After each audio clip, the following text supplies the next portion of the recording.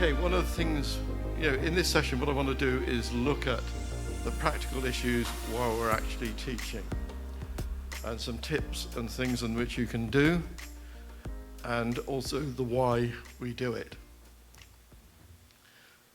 Why have I put up this slide? Managing student stress levels. It's something I hadn't really thought about consciously when I was teaching or training. Get it right. We keep talking about teaching, but the T in BLTC stands for training. So I'm justified in saying we want to be doing training. What's stress factors? Are students stressed when they come on courses? Maybe. Let's think about it as they come in. You imagine you're a student turning up at a training centre you've never been to before. You don't know what to expect from the course. You don't know what the instructor is going to be like. You don't know how hard it's going to be.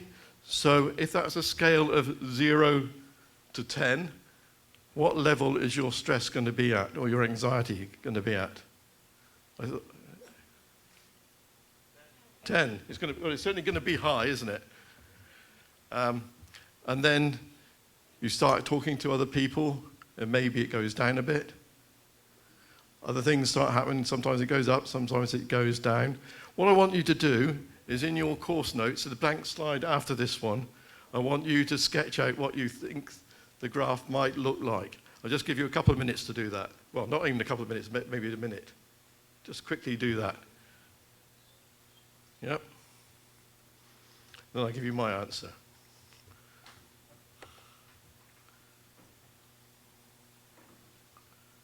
Okay, I can see people writing it, scribbling away. I'm not going to check your answers because there's no right or wrong, but...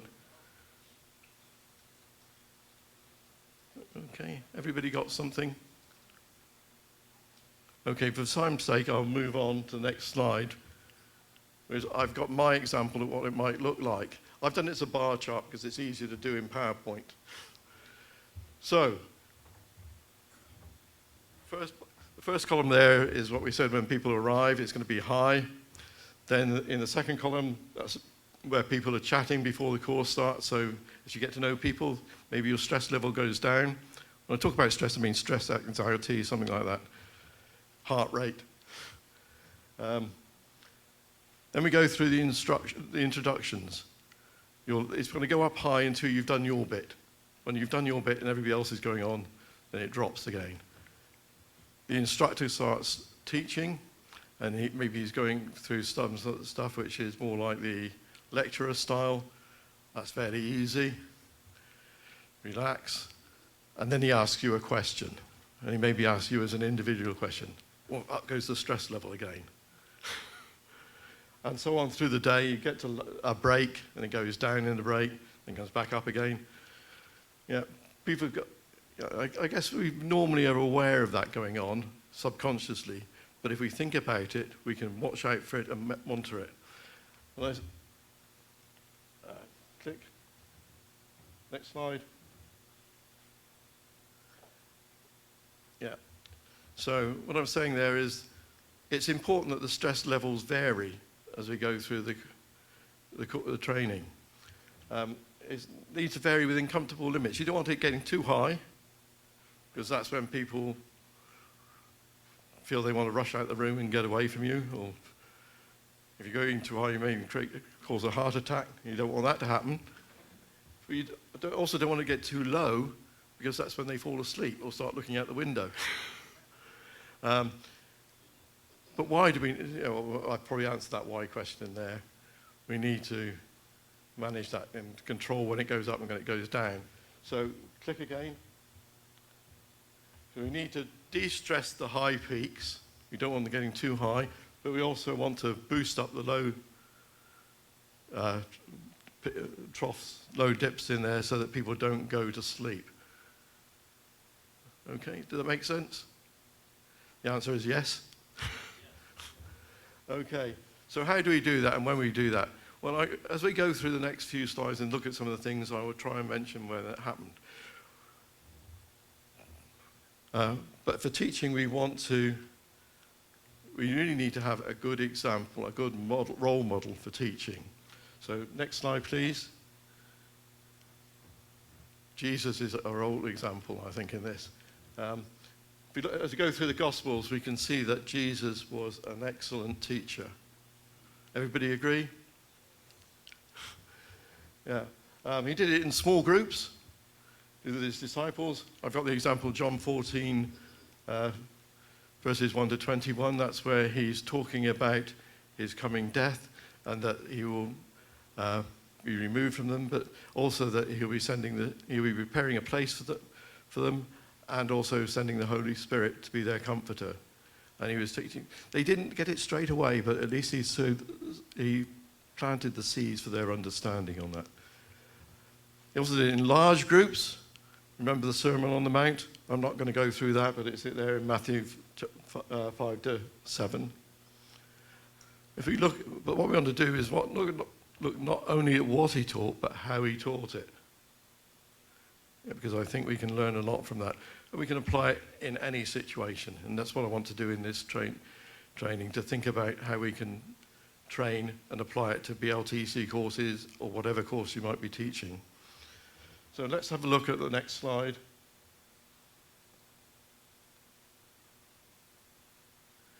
One of the things that Jesus, we like to think about are visual aids.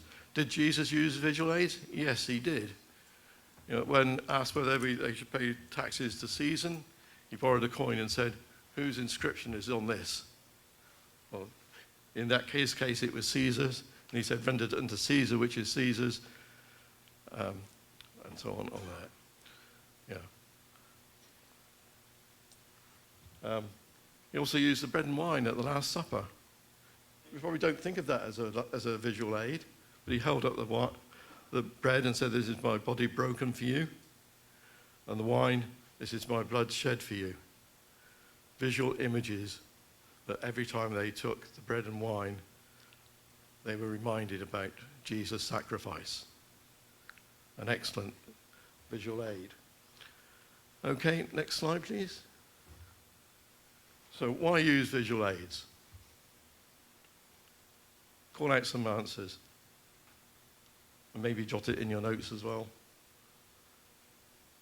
I have answers, but I want to get some answers from you. One answer, please. I'm going to pounce on somebody. Caleb, give me an example. Yeah, help them remember.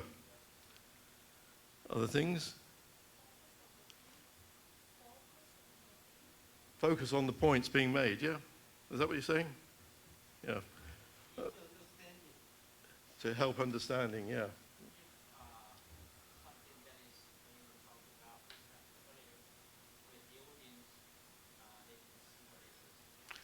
That's right, it helps understanding, it helps them see what it's about. Okay, I got a few examples on here. Okay. It helps to illustrate the points. I think that's what you were saying. We probably all know, well, English speakers probably know the saying, Confucius, he say, picture worth 1,000 words. But apparently, I did a bit of research, and there's no record of Confucius actually saying that. But I included it for the Asian content.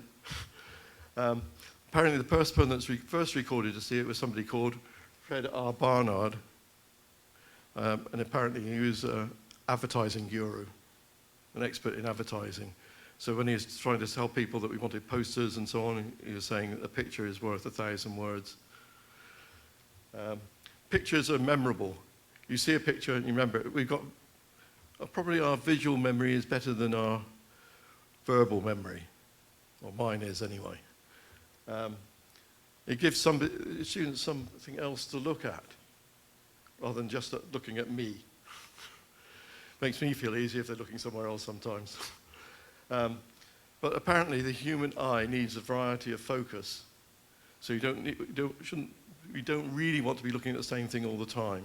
We need to look at a variety of things. And if we don't do that, they'll be looking at other things, maybe out the window, looking at their phone to see who's sending them emails, all those sort of things. So we want to have a variety of things to look at. Next slide, please. Okay, so what things can we do? What visual aids are there available to us? Yeah. I would normally say we can wait for ages, but the time is ticking away. PowerPoint? Yeah. Pictures? Yeah. Lots of things, yeah. So I suggest you, maybe after the course, you go through and find that blank slide at the back of your notes and fill in some other things. I've got a few suggestions. Blackboard, whiteboard, flip chart, overhead projector. People remember the overhead projector? You know, with the acetate, and you write on it. The advantage, you could put a blank one on top and add extra notes as you're going. Digital slides like PowerPoint, models. Back in my childhood, in some places, when they were talking about the building of the tabernacle and the temple, people would bring in an actual model, cardboard model of the thing, so that you could actually go and have a look at it and see what it looked like. And the one which probably people often forget is one visual aid is yourself. Your attitude, the way you move around, the way you wave your arms, things you point at, that's all good visual aid. I've got my tie, my teaching tie, which on that it says, it's got a sum, 2 + 2 is 4, but it's been written on against it. It says, to teach is to touch a life forever.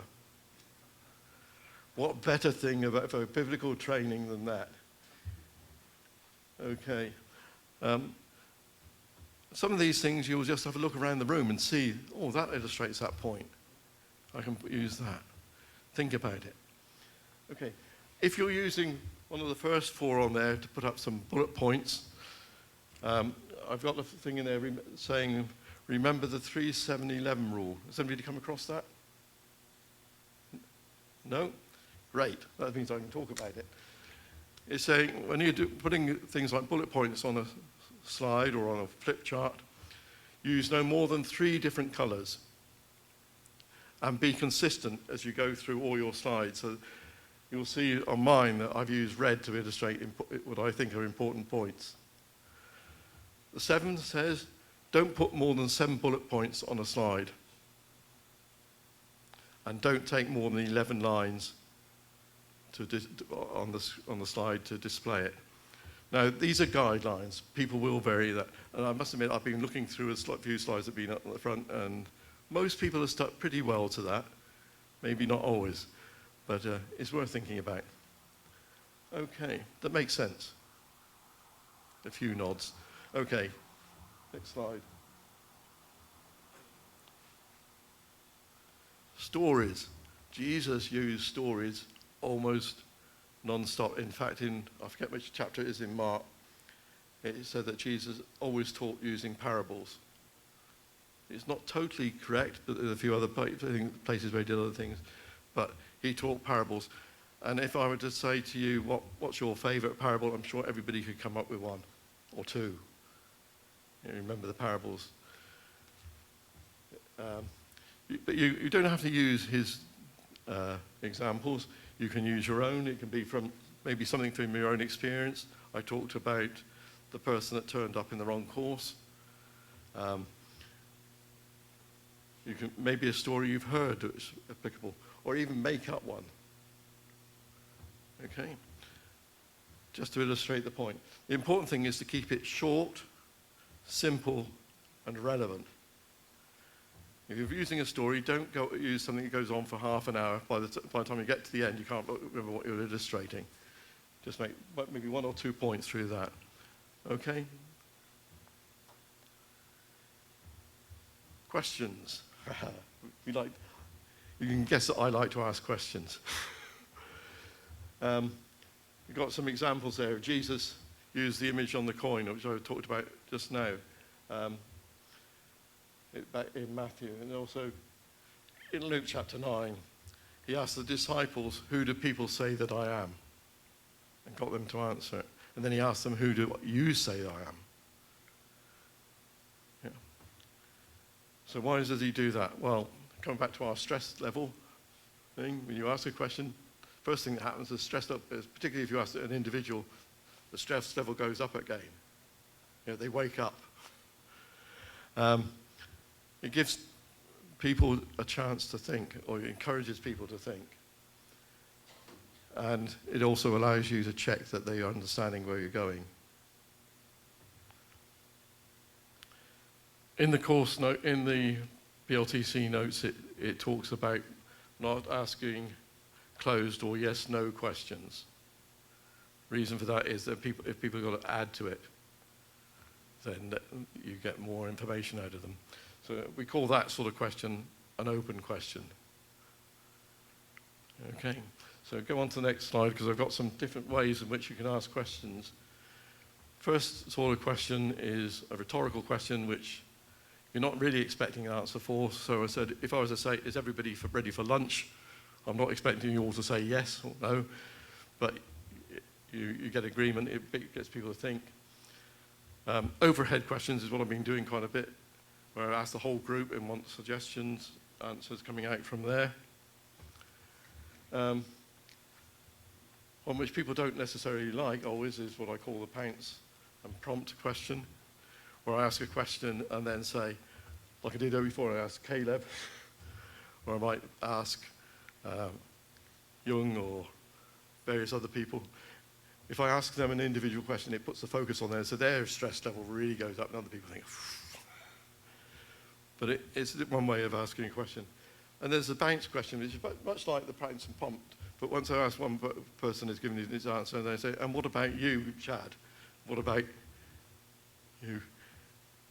You can use all of those, and it's good to vary the sorts of question you're using so that people are kept on their toes, as we say in English. It means they're always watching out to see what you're going to do next. Okay, next slide. What about the students asking you questions? Do you encourage people to, do you allow students to ask questions? And when did you allow them to do it? Do you allow them to ask it as you're going through the material? So the question is instant and it's in their mind.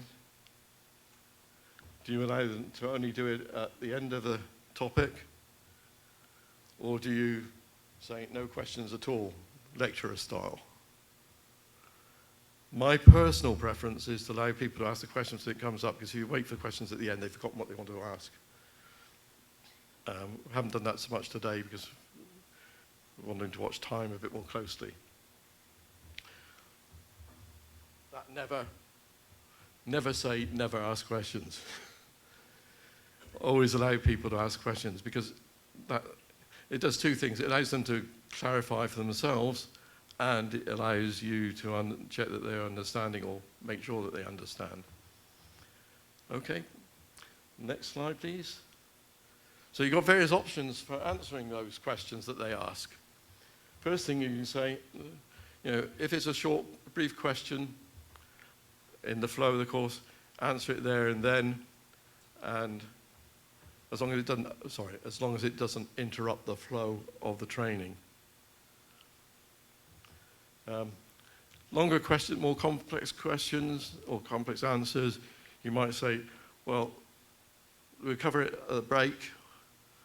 See me in the break, particularly if it's not going to affect everybody in the course. It maybe just one person who has a specific question, and you deal with that. And in red, so it's important, is make a note of that question and make sure you do answer them in the break. Because if you don't answer them, they think they just ignore my question. And something which I said to somebody in the break, in my opinion, there is no such thing as a stupid question. If somebody needs to know something, even if to you it's simple, it's important to them. So treat every question as being important.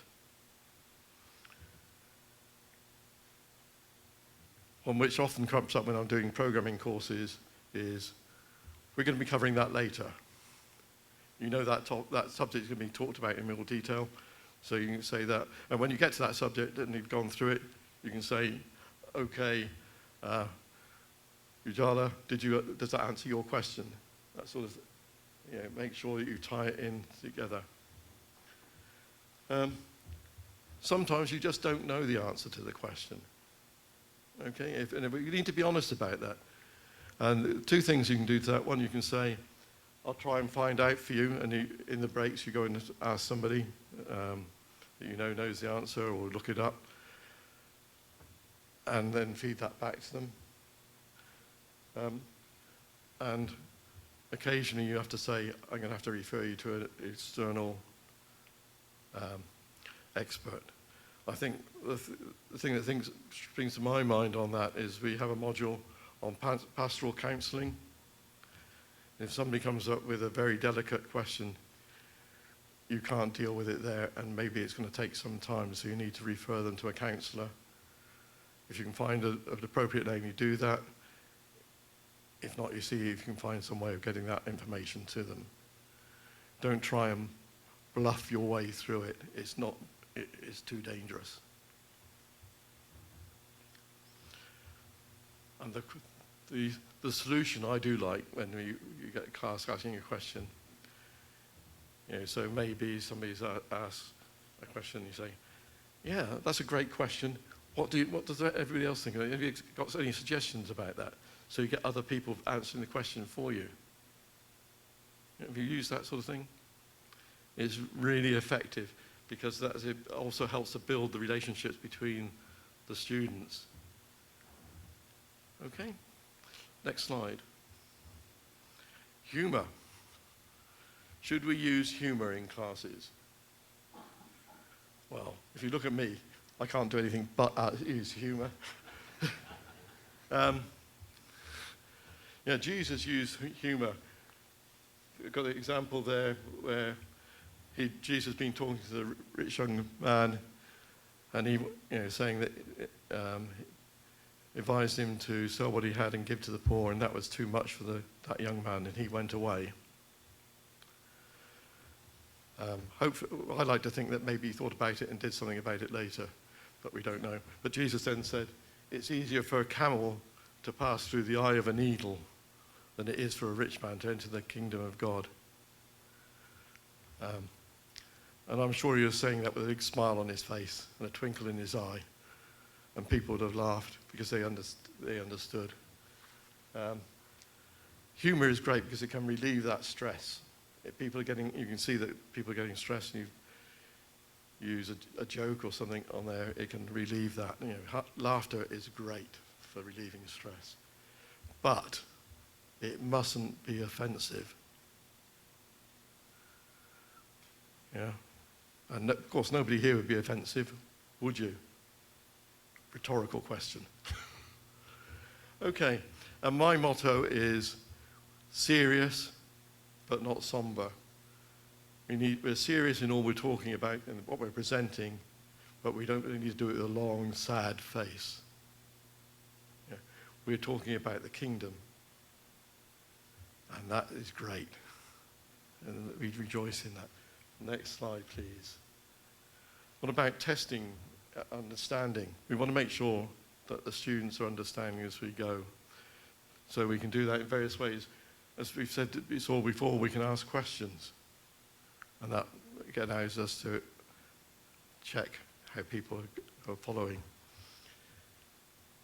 We can have reviews of the previous session. So what I could have done at the beginning of the second session, I could have said, what did you learn from the previous session? What things were useful to you? Okay, I didn't do that because I suddenly thought we only had a quarter of an hour left, but we have a bit more time now. We can have practical sessions.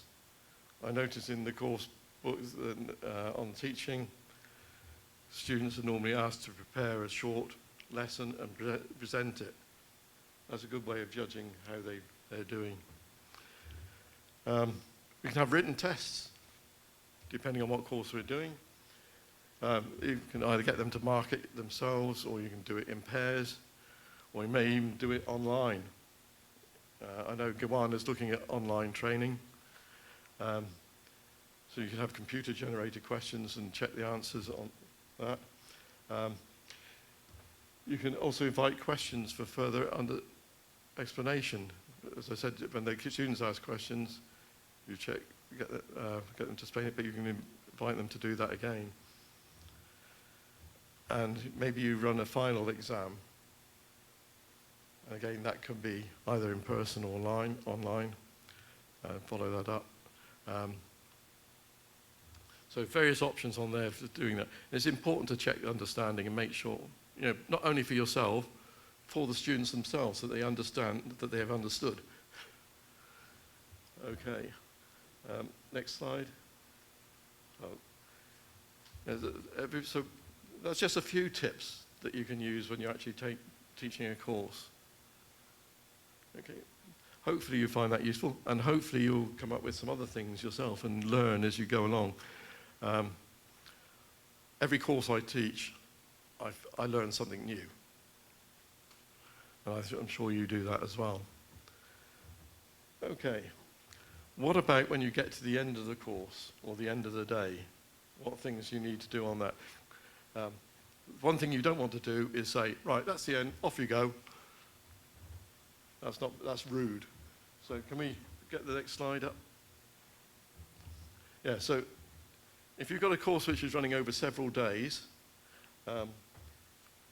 you need to close that day off satisfactory. So you need to identify a natural break point. Maybe you've got different topics in there. You finish a topic, and maybe you finished early, but it'd be too long. You haven't got enough time to do the next topic. So break at that particular point and cover go on to the next point the next day. It's a good thing to remind the students what time you're starting the next day. Okay, so they do arrive there on time. I normally say, in the courses I was teaching, we'll start teaching at 9:15, but the doors will be open from 8:45, and you can get coffee and so on there. That was where I was teaching. It may be different where you are, so again, think about how you're going to do it in your situation. When they've gone, tidy the classroom, and make sure sure that everybody has actually left before you go. They could have gone to the bathroom, and you don't want to go and lock them in the building. The only advantage of that is they're ready for the next day. It's simple things, but it's very easy to overlook and do that. And on the final day, next slide, please. Now, it depends on how you aim to finish your course. Some of the things you may or may not need to do. You may have some feedback forms from the students. Get them to make sure you get them to fill it in and return it to you before they go. Thank them for their attendance and any contribution they've made. You don't need to be specific to people on that, but just thank the group for their contribution to show that you've appreciated their being there. Christian courses, don't be afraid to pray for their safe journey and onward life and their future. Remind them to take all their belongings. I've been on courses and you suddenly find a jacket or a phone or something being left on a desk. Make sure they take that away. As they leave, bid them farewell and shake their hand as they leave. What's appropriate in your situation. Make sure that you say a personal goodbye to them. A couple of things that aren't on that slide, which I think are good to do. Remember I said right at the beginning of this session to check whether they had any leaving requirements. Make sure if they've got to go and catch a plane or a train or something, make sure you finish on time. You may need to shorten the lunch break to fit that timetable, but make sure you do it, because the last thing you want is people looking at I've got to go, I've got to get out. No, they need to be comfortable about